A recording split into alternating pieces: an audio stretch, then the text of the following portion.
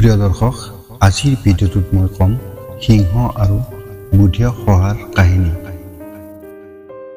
এই ভিডিঅ'টোত কোৱা হৈছে ঈশ্বৰৰ আশ্ৰয় লৈ আমি আনকি আটাইতকৈ শক্তিশালী শত্ৰুকো পৰাজিত কৰিব পাৰোঁ। আজি মই এটা চতুৰ শহাৰ কাহিনী ক'ম। আপোনালোকে জানে যে অৰণ্যত সকলো ধৰণৰ জন্তু থাকে। জংঘলৰ ৰজা হৈছে সিংহ। সিংহ হৈছে মাংসভোজী আৰু তেওঁ নিজৰ ভোগ পূৰণ কৰিবলৈ সৰু ডাঙৰ সকলো ধৰণৰ জন্তু হত্যা কৰে আৰু খায়। এখন ঘন অৰণ্যত অন্য জন্তুৰ সৈতে এটা সিংহ বাস কৰিছিল। ই প্ৰতিদিনে চিকাৰ কৰিবলৈ গৈছিল আৰু বহুতো জন্তু হত্যা কৰিছিল আৰু এইবোৰ খাইছিল, যাৰ ফলত অৰণ্যৰ সকলো জন্তুৱে বৰ ভয় খালে আৰু চিন্তা কৰিবলৈ ধৰিলে, যদি সিংহটোৱে এনেদৰে চিকাৰ অব্যাহত ৰাখে তেন্তে এদিন আহিব যে অৰণ্যত কোনো জন্তু জীয়াই নাথাকিব। এই কথা বনজুইৰ দৰে সমগ্ৰ অৰণ্যত বিয়পি পৰে। এদিন অৰণ্যৰ আন জন্তুবোৰে এখন সভা পাতিলে। সেই সভাত সিদ্ধান্ত লোৱা হৈছিল যে সিংহক বাধা দিবলৈ কিছু উপায় লোৱা উচিত। শেষত তেওঁলোকে সিদ্ধান্ত লৈছিল যে তেওঁলোকে সকলোৱে সিংহৰ ওচৰলৈ যাব আৰু তেওঁৰ সৈতে এই বিষয়ে কথা পাতিব। পিছদিনা এদল জন্তু সিংহৰ ওচৰলৈ আহিল। যেতিয়া সিংহটোৱে একলগ হৈ জন্তুবোৰক তেওঁৰ ফালে অহা দেখিলে তেওঁ ভয় খাই গৰ্জন কৰিলে। সিংহই ক'লে, কি হ'ল তোমালোকৰ? তোমালোকে সকলোৱে ইয়ালৈ কিয় আহিছ? পশুকুটৰ নেতাজনে ক'লে, আপোনাৰ মহিমা প্ৰভু, আমি আপোনাক এটা অনুৰোধ কৰিবলৈ আপোনাৰ ওচৰলৈ আহিছোঁ। আপুনি আমাৰ সকলোৰে ৰজা আৰু আমি আপোনাৰ প্ৰজা। যেতিয়া আপুনি চিকাৰ কৰিবলৈ যায় আপুনি আমাৰ বহুতো জন্তু হত্যা কৰে। আপুনি সেই সকলোবোৰ খাবও নোৱাৰে। সেইকাৰণে আমাৰ সংখ্যা দিনে দিনে হ্ৰাস পাই আহিছে। যদি এইটো অব্যাহত থাকে কেইদিনমানৰ ভিতৰত আপোনাৰ বাহিৰে অৰণ্যত কোনো বাকী নাথাকিব। গতিকে এখন অৰণ্যত কেৱল এজন ৰজাই কেনেকৈ তেওঁৰ প্ৰজাৰ অবিহনে জীয়াই থাকিব পাৰে? যদি আমি সকলোৱে মৰি যাওঁ আপুনি আৰু কাৰ ৰজা হৈ থাকিব?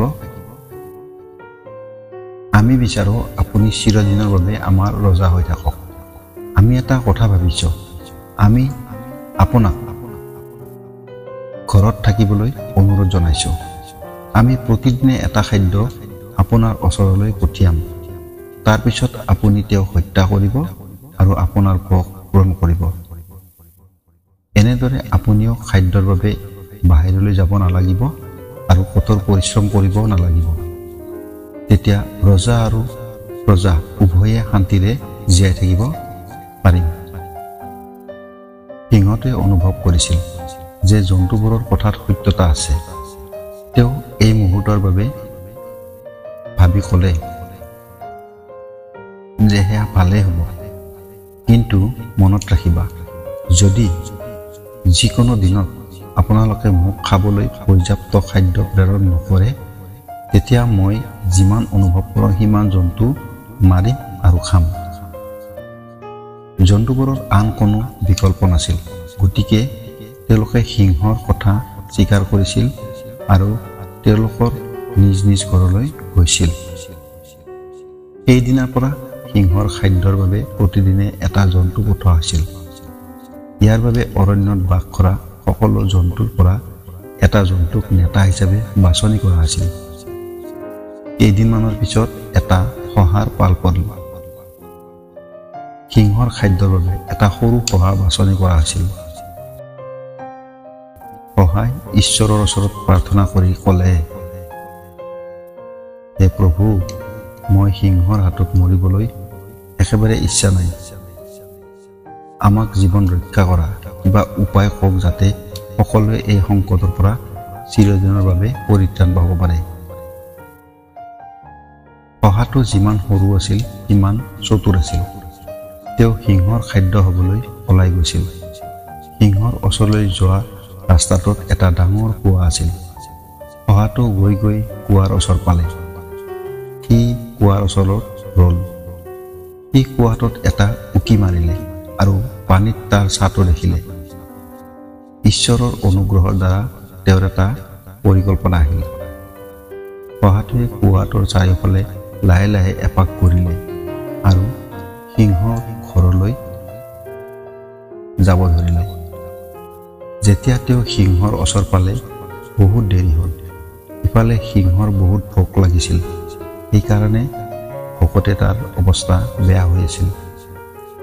যেতিয়া তেওঁ কেৱল এটা সৰু শহা তেওঁৰ ফালে অহা দেখিছিল, তেওঁৰ খং উঠিছিল আৰু গৰ্জন কৰিছিল, তই ইমান দেৰিকৈ কিয় আহিছ? সিংহই শহাটোক খঙেৰে এনেকৈ ক'লে। সৰু শহাটোৱে সন্মান সহকাৰে ক'লে, আপোনাৰ মহিমা মহাৰাজ, অনুগ্ৰহ কৰি মোৰ কথা শুনক। আপুনি মোক আৰু আন জন্তুবোৰক দোষ নিদিব। সকলোৱে জানে যে এটা সৰু শহা আপোনাৰ খাদ্য নহয়। কিন্তু বাটত আমি এটা অন্য সিংহক লগ পালোঁ। আমি আন এটা সিংহক লগ পালোঁ। সি আমাৰ 5টা শহাক হত্যা কৰিছিল আৰু সেইবোৰ খাইছিল। এই কথা শুনি সিংহটোৱে গৰ্জন কৰি ক'লে, আনটো সিংহ তই ক'ত দেখিলি? প্ৰভু, তেওঁ এটা বহুত ডাঙৰ সিংহ। তেওঁ মাটিৰ তলত এটা ডাঙৰ গুহাৰ পৰা ওলাই আহিছিল। তেওঁ মোকো হত্যা কৰিব খুজিছিল। কিন্তু মই তেওঁক ক'লোঁ যে আপুনি নাজানে মই আন এটা সিংহৰ খাদ্য হ'বলৈ গৈ আছিলোঁ। কিন্তু আপুনি তেওঁৰ সকলো খাদ্য খাইছে। আমি আচলতে আমাৰ মহাৰাজৰে খাদ্য আছিলোঁ। গতিকে তেখেতে এনেধৰণৰ কথা সহ্য নকৰিব। তেওঁ এই কথা গম পালে নিশ্চিতভাৱে ইয়ালৈ আহিব আৰু আপোনাক হত্যা কৰিব। এই সন্দৰ্ভত সিংহটোৱে সুধিলে, তোমাৰ ৰজা কোন? মই এই কথা কোৱাৰ লগে লগে তেওঁ খঙত ৰঙা আৰু হালধীয়া হৈ ক'লে, মই এই অৰণ্যৰ ৰজা। ইয়াত থকা সকলো জন্তু মোৰ ৰজা। মই তেওঁলোকৰ সৈতে যি বিচাৰোঁ সেয়া কৰিব পাৰোঁ। তুমি তোমাৰ ৰজা বুলি কোৱা মূৰ্খজনক মোৰ আগত লৈ আহা। মই তেওঁক কম প্ৰকৃত ৰজা কোন। এই কথা কৈ সিংহতে মোক ইয়ালৈ পঠিয়াইছিল প্ৰভু, আপোনাক লৈ যাবৰ বাবে। অহাৰ কথা শুনি সিংহটোৰ বৰ খং উঠিল আৰু বাৰে বাৰে গৰ্জন কৰিবলৈ ধৰিলে। তেওঁৰ ভয়ংকৰ বজ্ৰপাতত গোটেই অৰণ্যখন কঁপি উঠিল।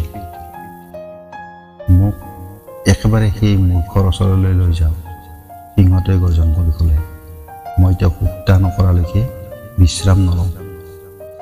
সহায় পথ দেখুৱাই সিংহটোক সেই কুঁৱাটোৰ ওচৰলৈ লৈ গ'ল আৰু ক'লে, মহাৰাজ, এই দুষ্ট সিংহটো এই মাটিৰ তলতে লুকাই আছে। ই এই গুহাটোতে বাস কৰে। মই তেওঁক দেখিছোঁ, তেওঁ বাহিৰতে থিয় হৈ আছিল। আপোনাক আহি থকা দেখি তেওঁ গুহাটোত লুকাই থকা যেন লাগিছে। শহাটোৱে কুঁৱাটোৰ ওচৰলৈ আহিছিল আৰু সিংহটোক ভিতৰলৈ চাবলৈ গৈছিল। তেতিয়া সিংহটোৱে কুঁৱাটোৰ ভিতৰত উকি মাৰিছিল। তেওঁ তেতিয়া পানীত সিংহটোৰ ছাঁ দেখিছিল।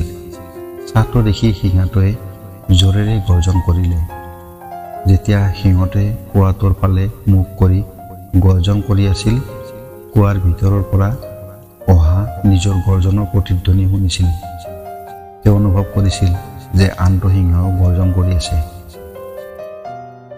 সিংহই লগে লগে শত্ৰুক হত্যা কৰিবলৈ কুঁৱাটোত জঁপিয়াই পৰিছিল।